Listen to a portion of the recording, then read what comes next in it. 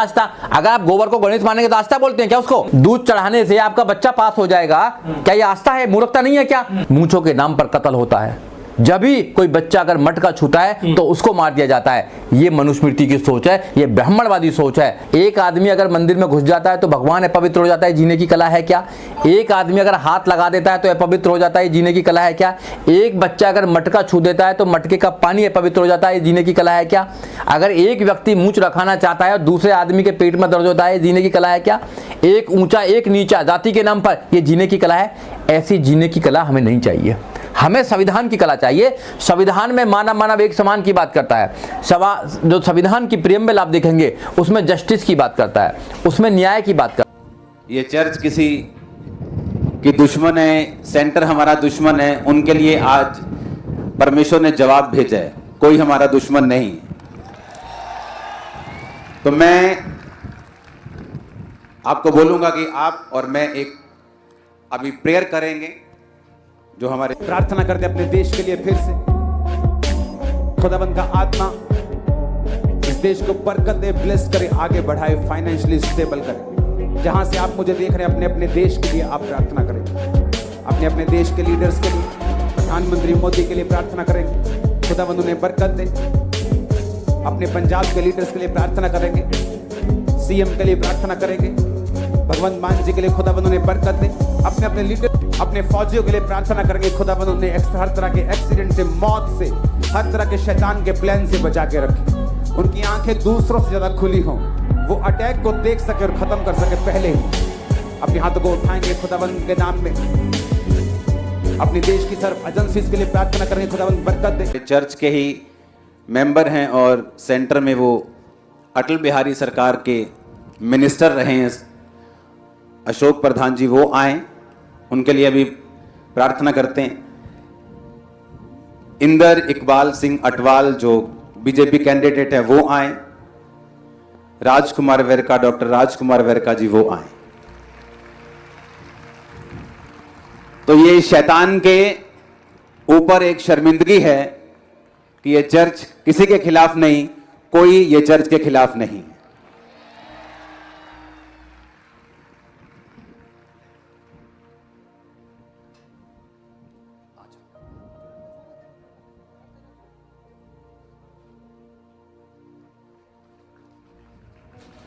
और ये चर्च के वेल विशर्स हैं।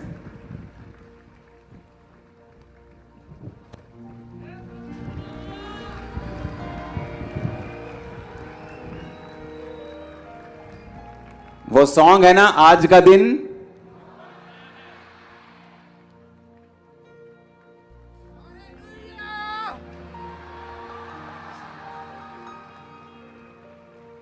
मैंने इनको बताया कि प्रभु आपके साथ है, चर्च आपके साथ है।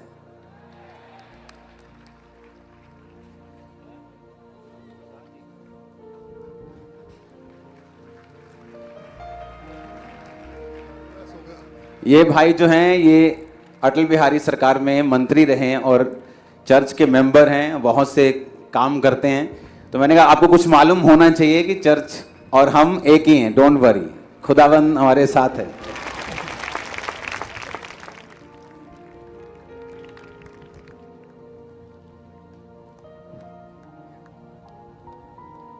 देखिए, आप मुझसे ज़्यादा जानते हैं परमेश्वर की शिक्षा को।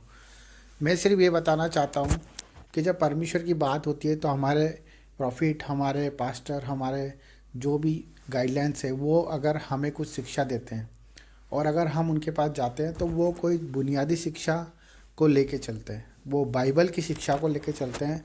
और अगर आप देखेंगे कि एक छोटे बच्चे से लेकर अगर आप बड़े पास्टर तक जाएंगे और प्रॉफिट तक जाएंगे तो उनके मुंह से एक ही शब्द निकलेगा जो प्रभु यीशु ने हमें वचन से सिखाया है। आज इनके गीता में, इनके हर एक शास्त्रों में जो चीज़ सिखाई गई है उसका उल्लंघन करके ये नया चैप्टर कौन सा सुनाते हैं, नई चैप्टर कौन सी बात को रखते हैं, ये इसलिए रखते हैं क्योंकि परमेश्वर को ये जानते हैं, यीशु मसीह को ये जानते हैं और उन्होंने चमत्कार देखे हैं। आप कितना भी कैसी भी तरीके से भोले वाले लोगों को भड़का सकते हो। आप इंग्लिश बोलते हो, आप अंग्रेज़ी की भाषा सीखते हो। क्यों सीखते हो? क्योंकि आप उन लोगों को भी अपने पास जाना चाहते हो जो अंग्रेज़ी बोलते हैं। आप उन लोगों के पास भी जाते हो जो लोग आज इन शिक्षाओं को नहीं जानते। आप घर घर पंपलेट बंटवाते हो, प्रचार करते हो, आप बड़े बड़े पंडाल लगाते हो, हमें कोई उससे आपत्ति नहीं है। आप अच्छी शिक्षा दें, परमेश्वर आपको और आशीष देगा और शांति देगा। मैं बता रहा हूँ, आपके पास जो लोग हैं उन्हें स्वर्ग तक जाने के लिए आपकी ज़रूरत नहीं पड़ेगी। उनके कर्मों के हिसाब से, उनके ज़िंदगी के हिसाब से जो वो अच्छाइयाँ बोएंगे उनके हिसाब से ईश्वर न्याय करता है। ये आप सबको पता है। अगर हम इतने बुद्धिमानी होते, इतने समझ से परे होते, तो ये दुनिया आज हमारे बस में कर लेते। ये बाबा क्यों अपने वर्डों से, अपने प्रचारों से ये सब फेवरिज्म करना चाहते हैं?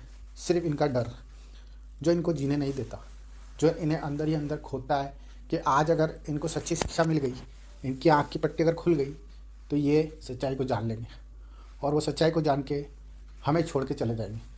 आप जानते हो, पहले भी परिणाम बहुत से आए हुए हैं। बहुत से बाबा संत जेल में बैठे हैं, बहुत से लोग आज उन्हें गालियाँ भी देते हैं और उनकी तरफ कोसते भी हैं। मनुष्य किसी पे डिपेंड नहीं है। मनुष्य अपनी ज़रूरतों के हिसाब से दौड़ता है, जहाँ उसकी ज़रूरत पूरी होती है वो वहाँ चले जाता है। उसी प्रकार से अगर उसे सच्ची शिक्षा मिलेगी और सच्चा ईश्वर मिलेगा तो वो क्यों छोड़ के जाएगा? हमारे प्रॉफिट, हमारे पास्टर कभी ये नहीं कहते किसी को कि आप धर्म बदलिए, आप अपने जीवन को हमें समर्पित किए। आज होता क्या है कि मेरे द्वारा मैं चंगाई पाता हूँ तो मैं किसी को बताता हूँ और उनको मैं प्रार्थना सभा में ले जाता हूँ। वो चंगाई पाता है तो वो किसी को ले आता है। इस तरह से एक प्रेम बन जाता है और परमेश्वर की बड़ाई होती है। ये हमारा जीवन है। हम अपनी मर्ज़ी से कुछ भी नहीं कर सकते। परमेश्वर की इच्छा के बिना हम एक शब्द नहीं बोल सकते। अगर हम झूठे हैं, मक्कार हैं या हमारे अंदर कमियां हैं तो ये हमें कोई और नहीं है, स्वयं हम खुद बताते हैं। हमारे अंदर हम जानते हैं कि हम कितने बड़े पापी हैं, ये कितने बड़े पुण्य आत्मा हैं। हम अच्छे काम करेंगे तो उसका फल यहीं मिलेगा हमें। अगर हमने एक अच्छी फसल लगाई है तो उसका रिज़ल्ट अच्छा ही होगा। अगर हमने उसकी देख रेख करी है, हमने उसकी कटनी करी है, उसको समय पर पानी दिया है, तो वो हमें एक अच्छा पौधा बनकर, अच्छा झाड़ बनकर फल ही देगा। ये एक व्याख्या है सच्चाई की। परंतु अगर हम बुरे काम करेंगे तो हमें उसका परिणाम भुगतना ही है, वो इसी दुनिया में, इसी जगह पर, यहीं पर। ये हमारा शरीर है। अगर हम इसे गंदा खाएंगे तो हमें कल रोग बनेंगे ही बनेंगे।